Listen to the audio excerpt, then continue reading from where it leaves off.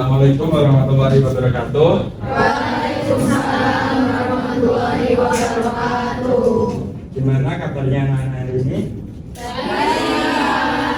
Alhamdulillah. Udah sarapan apa belum? Oh belum? Apa di rumah nggak ada makanan? Ibunya belum masakin ya? Iya, belum. Sudah nanti bisa makan setelah kelas ini ya. Oke, sebelum kita mulai pembelajaran hari ini, untuk menumbuhkan rasa nasionalis kita, maka kita nyanyi Indonesia Raya terlebih dahulu. Untuk Mas Andre bisa dipimpin teman-temannya.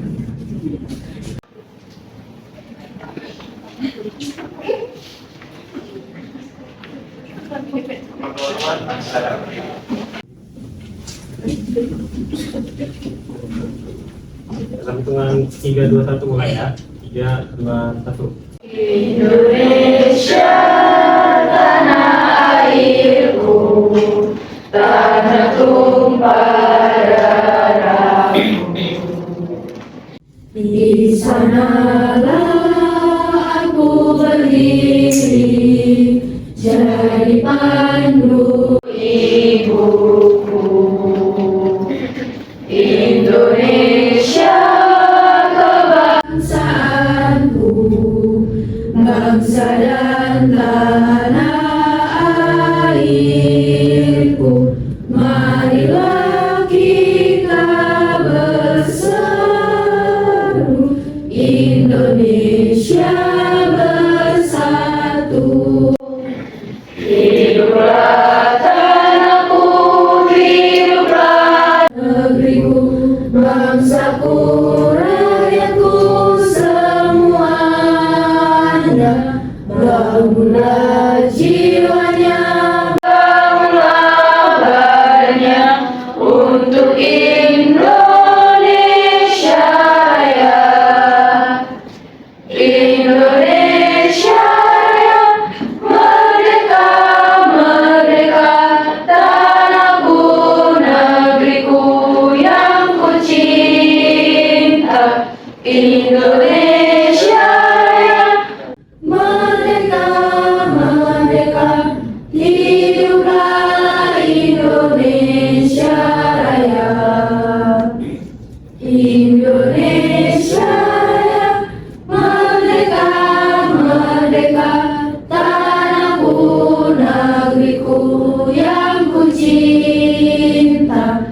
Indonesia Raya, merdeka, merdeka, hiduplah Indonesia Raya. Akan duduk tadi. Baik, selanjutnya bisa berdoa terlebih dahulu ya. Ketua kelas dimohon untuk memimpin doanya. Biasanya siapa? Oke, baik. Mbak Nisa, ya bisa. Mulai dengan hari ini diawali dengan berdoa. Berdoa dimulai. Berdoa selesai.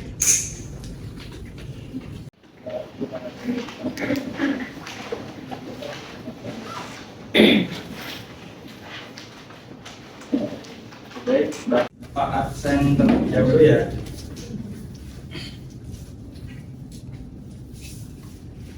Mas Aldiano hadir Pak. Andreas hadir Pak. Sarah Hadir. hadir semua ya.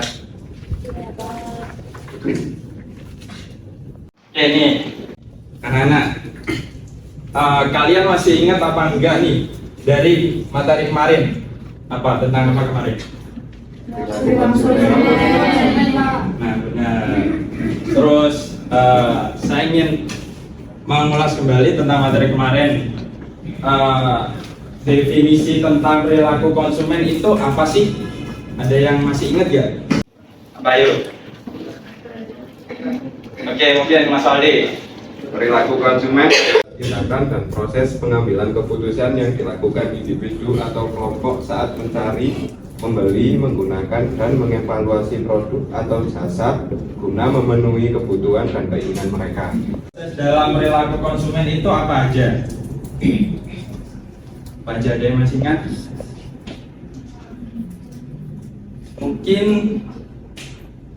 Mbak Nanda masih ingat proses-proses Pengenalan kebutuhan, pencarian informasi, evaluasi alternatif, keputusan pembelian, dan perilaku pasca pembelian puas dan puas. Oh, iya benar sekali Mbak Nanda. Anak-anak ini masih ingat semua ya? Bapak harap semuanya masih ingat. Oke, kita langsung saja ke materi selanjutnya, itu adalah materi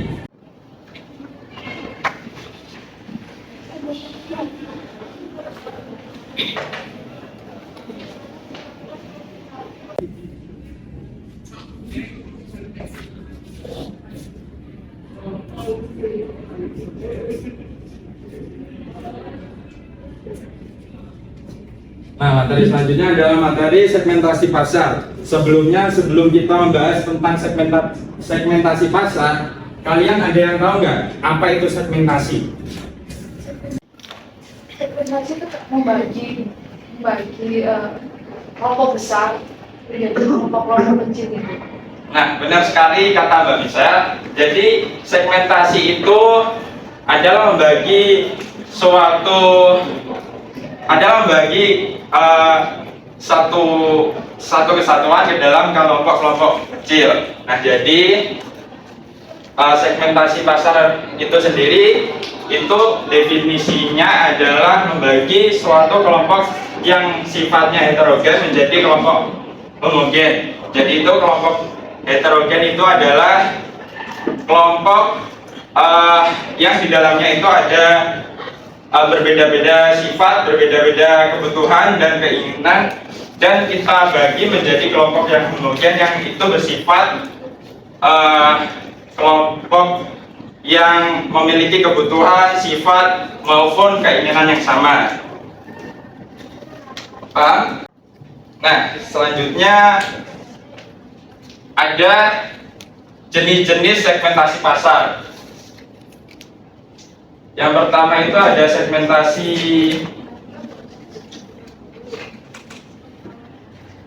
demografis.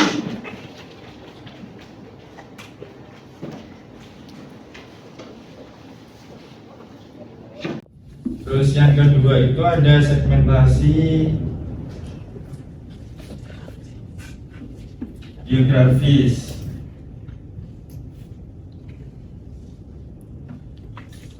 Yang ketiga ada segmentasi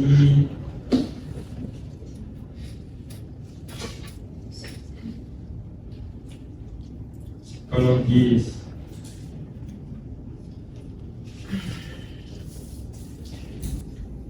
Nah, jadi di dalam segmentasi pasar itu sendiri ada jenis-jenis segmentasi pasar, dan diantaranya ada keempat ini.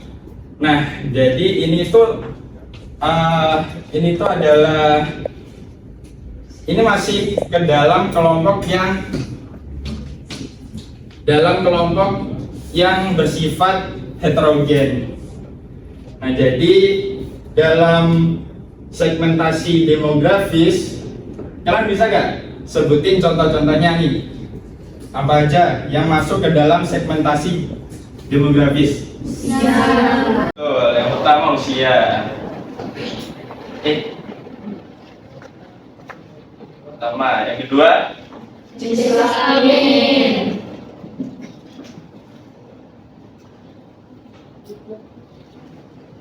betul. Yang ketiga Pendapatan. nah, ada lagi? Keadaan.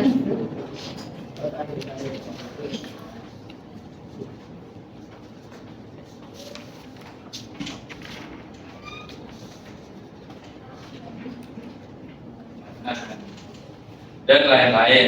Nah, di dalam usia tersebut kita bisa menganalisis tentang dalam golongan usia. Kan usia itu kan ada beberapa golongan yang diantaranya itu produk kita dikhususkan untuk bayi ataupun balita ataupun anak-anak ataupun orang remaja, dewasa maupun lansia. Nah, itu kita bisa analisis dari sini.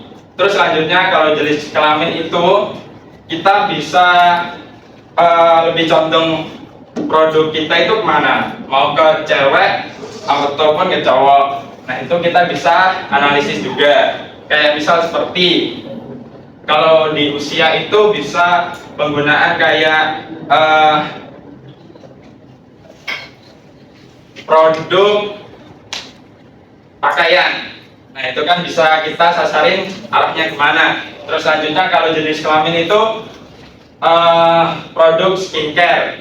Nah, itu kita bisa condongin kemana, kan ada tuh skincare yang produknya itu mengarah ke pria maupun wanita. Dan ada juga yang awalannya itu emang disasarin ke target pasar perempuan, tapi ada juga yang laki-laki memakainya.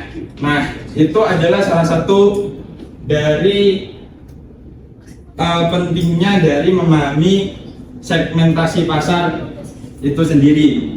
Terus selanjutnya ada pendapatan. Nah, di pendapatan ini itu kan ada pendapatannya yang menengah ke atas ataupun menengah ke bawah. Nah, itu kita bisa ukur produk kita itu mau kita masukin ke dalam pendapatan yang mana. Terus selanjutnya ada segmentasi geografis. Ini contohnya apa aja, anak-anak? Oke.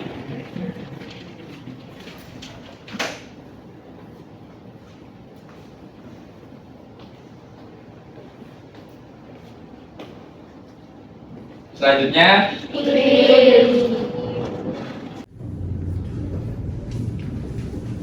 terus ada lagi? Oke. Baik, yang pertama itu ada negara dan budaya. Nah, kayak seperti di produk yang sedang tren di Asia Tenggara itu adalah produk bisnis halal nih. Nah, jadi kalau misal ada seorang pelaku usaha membuat bisnis yang non halal di negara Asia Tenggara ataupun di Timur Tengah, itu kemungkinan besar produknya tidak laku karena tidak memenuhi segmentasi di geografis itu sendiri. Jadi kita harus menganalisis keadaan sekitar kita itu trennya sedang ada di mana. Nah, misal di Eropa gitu, kalau misal kita membuat bisnis yang non halal, ya mungkin banyak juga peminatnya. Karena mayoritas penduduk di sana itu non muslim. Oke, selanjutnya ada iklim. Iklim itu kan ada yang panas, ada yang dingin, dan macam-macam. Nah, jadi kita bisa ikutin tentang keadaan iklim dari suatu yang ingin kita targetin itu kita maunya kemana. Terus selanjutnya ada segmentasi perilaku atau behavior. Ini contohnya apa aja? Pembelian.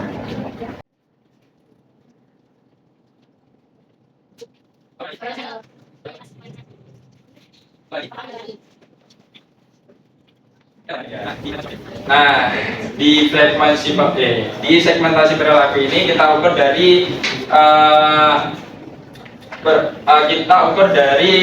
perilaku konsumen tersebut. Jadi itu ada yang frekuensi, ada bisa diukur dari tingkat frekuensi pembelian. Apa ada yang ditanyakan? Tidak. Oke, terima kasih. Kalau tidak ada, mungkin itu aja sih materi dari Bapak. Oke, sekarang Bapak ingin kalian bagi 4 kelompok.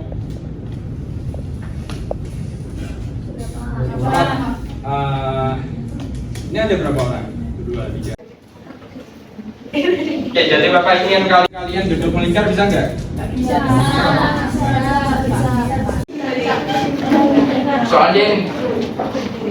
Soalnya ini nanti perlu diskusi. Oh gitu aja nggak apa-apa? Nggak bisa loh? Ya udah.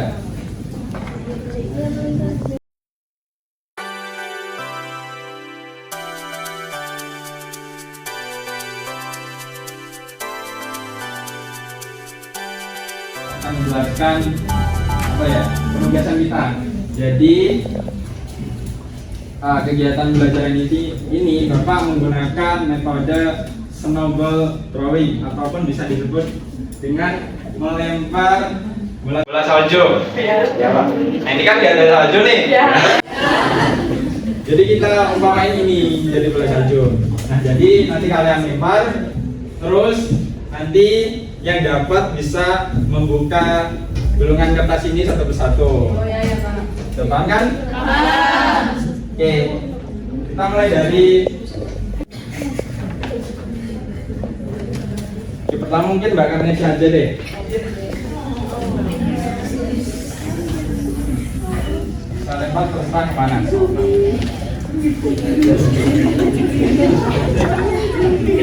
Lempar Pak. Iya, terserah kemana? Terserah. Dan mungkin bisa diambil tuh kertasnya.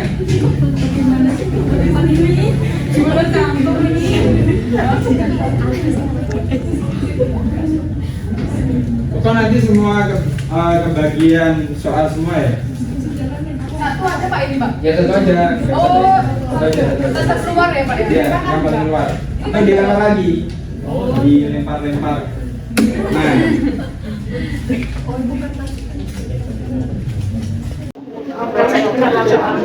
Apa udah dapat semua nih kertasnya? Sudah ya. Oke, jadi selanjutnya silakan kalian jawab pertanyaan yang ada di soal tersebut. Nanti kalian paparkan hasilnya. Nah, dua yang awal yang memaparkan hasilnya itu nanti dapat hadiah dari Bapak. Oke, silakan ya, saya tunggu sekitar 4-5 menit. Cukup? Cukup. Oke.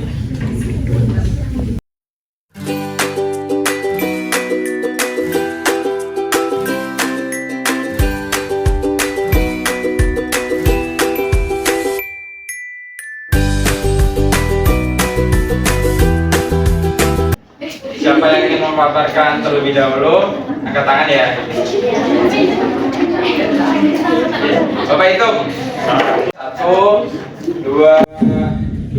1, 2, 3. Nah, ini. Maju aja. Ya terserah, mau perwakilan apa semua. Ya. Kita mendapat case studi kasus tentang minuman energi baru. Tujuannya untuk meningkatkan energi. Jadi fokusnya pada pekerjaan-pekerjaan yang membutuhkan energi yang lebih gitu ya. Kemudian yang kedua ada kerjasama dengan komunitas gym. Kemudian runner, e-sport dan ojek online. Kemudian aktivitas. Jadi tepuk tangan nih.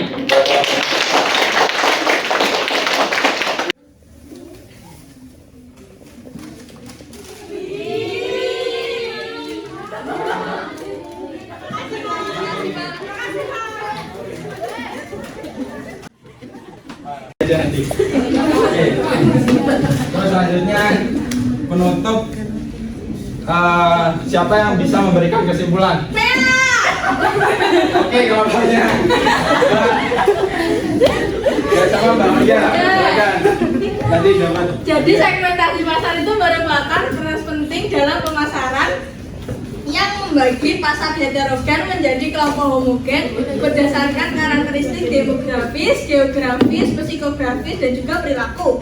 Dengan melakukan segmentasi, perusahaan dapat memahami konsumen lebih mendalam, mengalokasikan sumber daya secara efisien, dan juga mengembangkan strategi pemasaran yang tepat kepada sasaran. Nah, tepuk tangan.